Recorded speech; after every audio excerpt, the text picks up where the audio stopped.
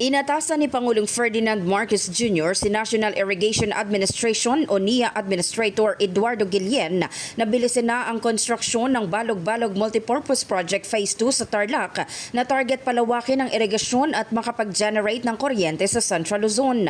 Nagkakahalaga na mahigit 20.5 billion pesos ang proyekto na inaasang makapagbibigay ng irigasyon sa kabuang 34,410 hectares ng lupang sakahan at pakikinabangan ng 21,776 na mga magsasaka.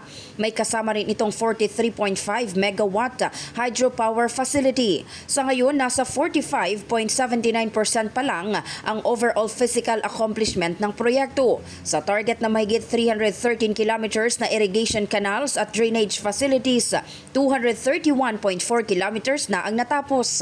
Matagal nang nakabinbin ang Balog-Balog project na unang inaprobahan noon pang taong 1988. Ngunit naapektuhan ang pagputok ng Mount Pinatubo noong 1991 at problema sa financing.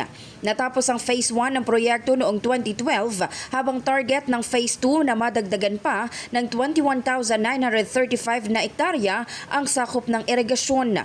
Kasama rin sa proyekto ang Balog-Balog Dam na may storage capacity na 559 million cubic meters at 150 hectare fishery component. As of now, yung malaking porsyento ng gagawin natin, ito na lang yung high dam natin na nakakontrata ito sa kay Santa Clara amounting to 7.67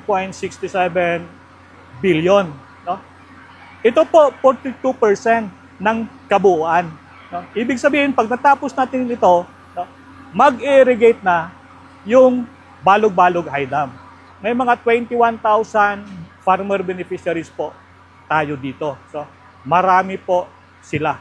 In the heart of changing lives, ako si Brigada Maricar Sargan ng 105.1 Brigada News FM Manila, The Music and News Authority.